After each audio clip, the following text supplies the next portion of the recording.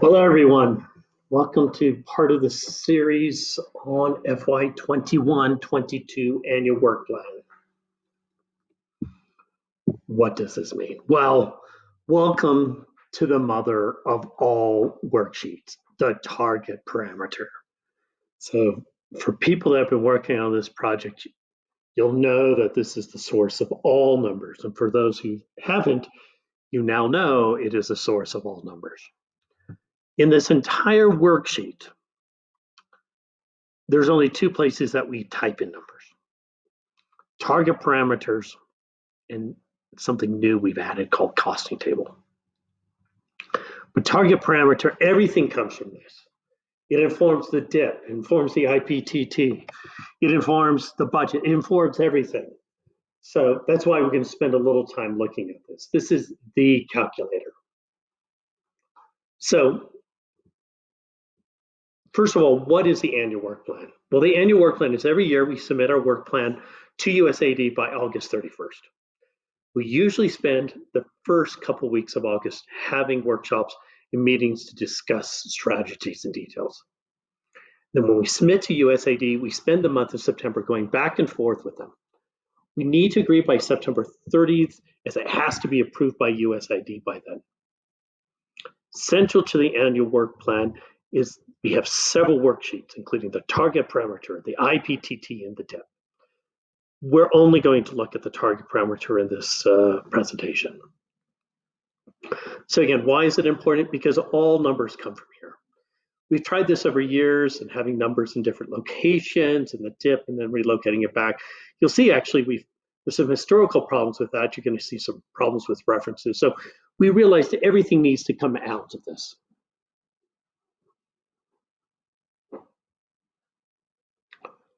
We're going to talk about it. There's really several different sections here. These purple sections, I should say, really give us the headline one. So geographic and demographic parameters, programming parameters. Yeah. IPTT parameters. And then even our crisis modifier parameters.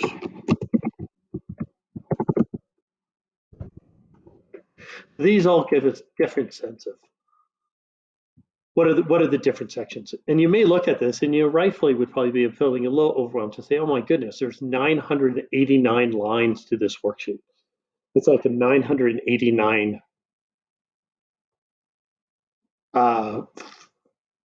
it's like of having a formula with 989 different variables, which is kind of true. You can think about the complexity of this project. You know, the number of people I select to be in a livelihood group is going to inform the number of people I can train, which is going to inform the number of people I can provide a loan to, which will inform the number of people who can start a business, who can inform the number of people who can have an increased income. It grows exponentially. So that's why everything is well interconnected here. So let's look at the color codes. There's a couple color codes in here. As I've noted, purple is really those things starting up here on the major parameters. Blue here, those are kind of subsections. So here we have programming parameters, we got general parameters, and then we got livelihoods, gender, nutrition. Each of those are little subheadings. You'll notice some cells get special treatment. They get a green.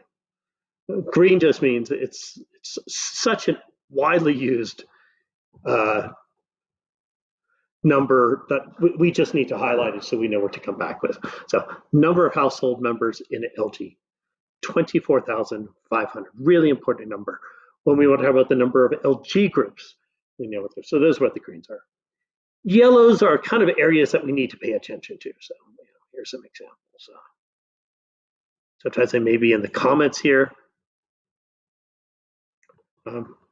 Sometimes I may refer to a particular section. To IPTT, you'll see some problems here. So kind of examples of where we kind of link things kind of in reverse order. So that's why we've learned that we should always have all our numbers here and not having the numbers elsewhere and then linking back. And then there's the red, which at this time I don't think there's any red. Red means this requires immediate attention, something high priorities. There's different ways you'll see that we've included some commentary. So especially here, you can see it probably best. Definitions here, a description, so when we put together the proposal, we had some sort of our own little notes here when we wrote it. But over time, every year, we make little changes.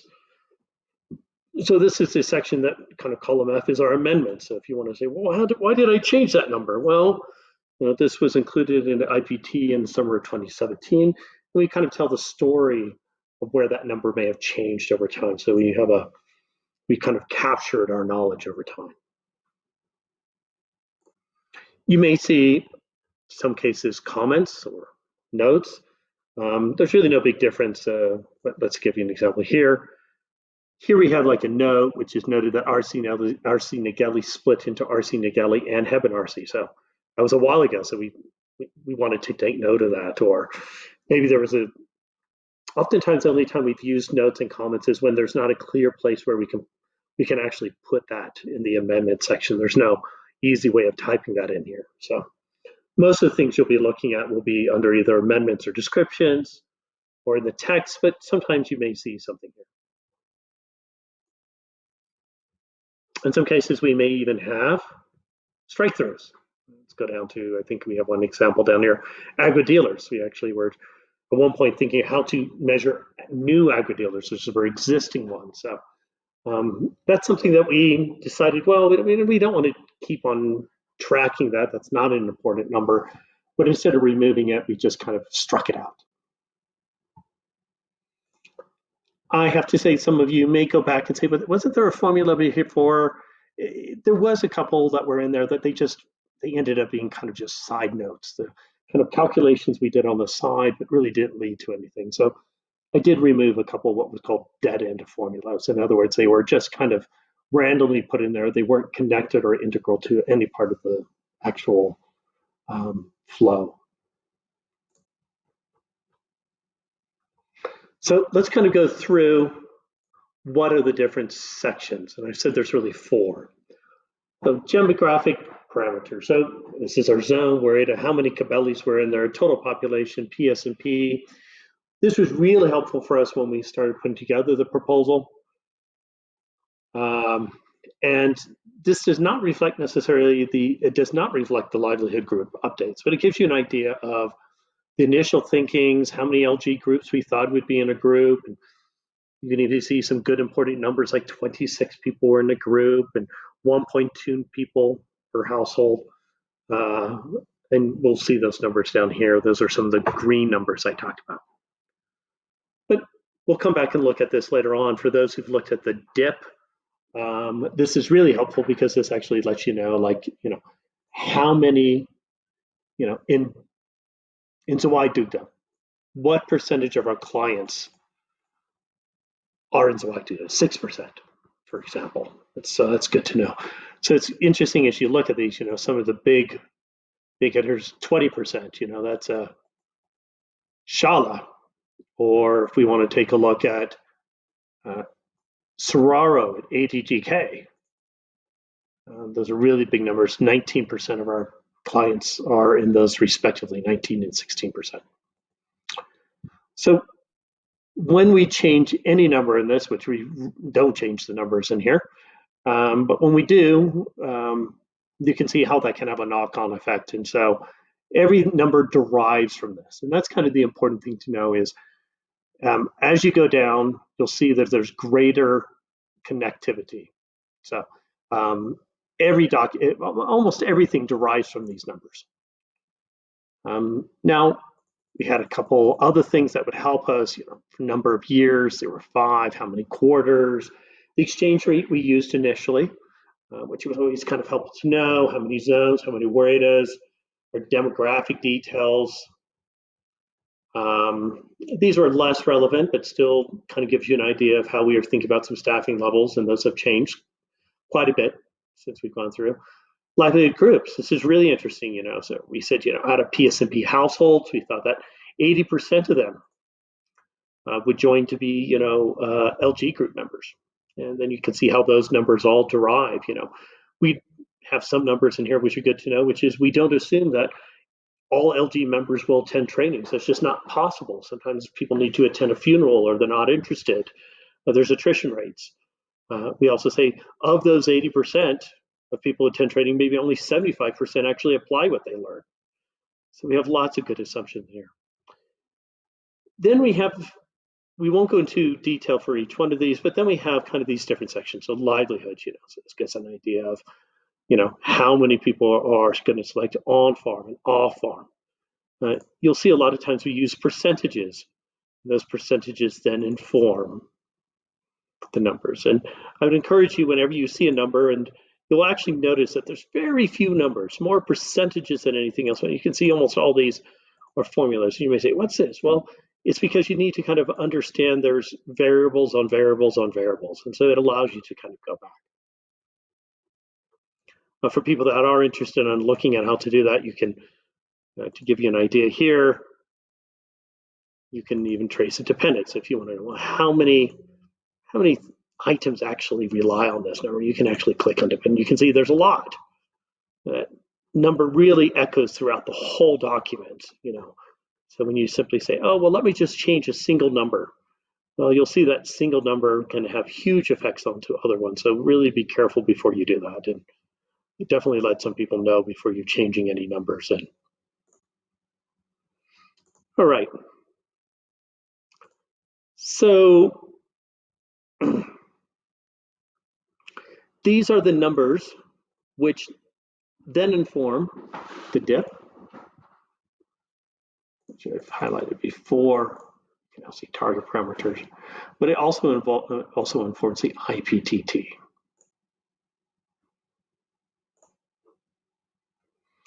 So this is why I jokingly call it's the mother of all. It's the mother of all sheets. So I'm not going to go over to details, but you can see this is definitely by far, I think this is between lines 87 to 600. So you need to kind of go to your section. If you're working on youth, you can take a look at, well, how many youth members were I going to train? How many traditional leaders were we going to train? How did I come up with those numbers? If I want to know, items such as,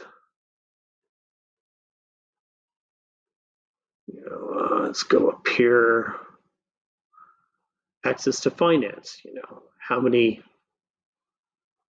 we going to support this number of clients who receive access from external finance? We said it's around 75% of them. So you can see all these numbers fit into it. This is specific to each one of you, so I'm going to go through this one. This line here is just, this section here is we do have to report to Feed the Future every year. This is just some historical data. You can tell that these numbers are not connected anywhere. These are ones that we bring out to the Feed the Future reporting MIS system. With me and my M&E colleagues, we're going to have to go back through and make sure we understand each one of those. But for IPTT, this is important for all of us, but especially for our MEAL colleagues. You can actually see here we have our target nodes.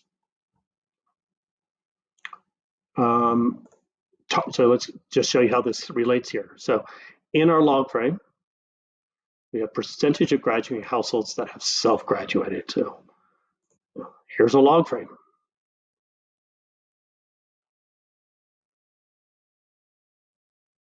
And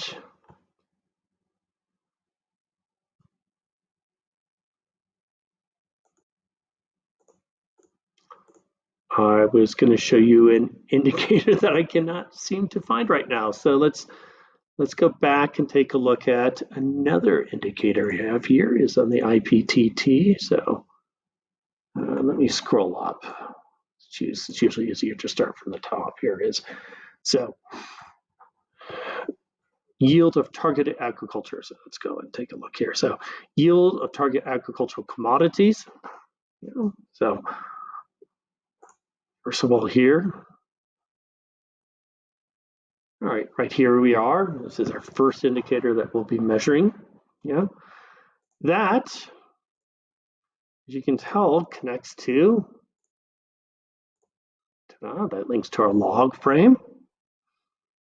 And then when we come to our target parameters, that's kind of a complicated one, but it kind of goes in here. You can see how, as we kind of dig around, though, that these numbers also import the IPTT. So for every indicator, we have a little section on how we calculated it, and those are, a lot of those are derived from the numbers that are mentioned above.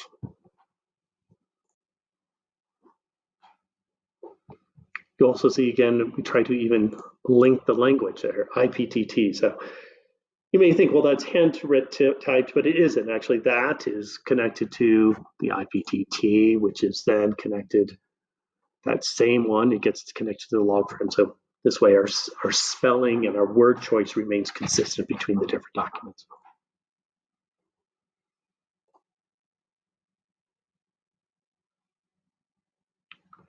And again, you'll see that also with the IPTT, we have little numbers here or little text here that kind of tell us the story of the project as it evolves. Something we've had to add this year, though, you can see lots of indicators. This is all from ITTT, so I believe there's around 30, almost 40, at 35 just listed here. We'll talk about this. This gives you a good example of when we link to the dip and the dip changes. So that's why we've kind of found over and over again is the target parameters has to be the mother of all numbers. If they get in other places and then linked back, they create problems later on for us. And these are ones that me and the meal team will be spending a lot of time with the technical staff to figure out where those numbers went to. This year, with everything that was unfolding in fiscal year 20, especially since March,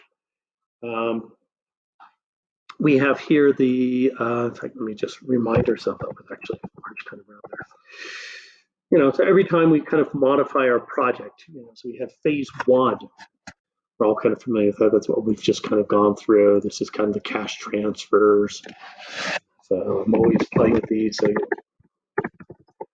I just can't stop playing with this.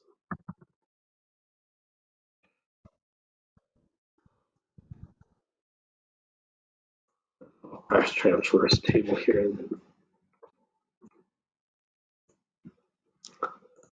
All right. So it gives us lots of details, our public awareness. But I'm also just starting to add another ones. Do we, maybe we need to add another section around COVID-19 phase 2 or fall armyworm and desert locust or conflict.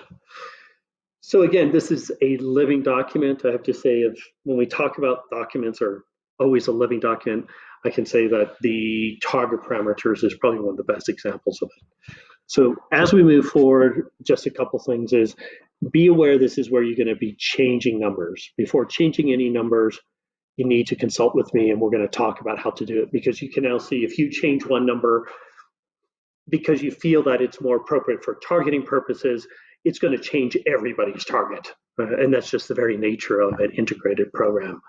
So I'm really happy about this. I've heard from lots of colleagues, well, recently here in Ethiopia, but even other country programs I've worked in, the target parameter sheet just makes our M&E system so much easier.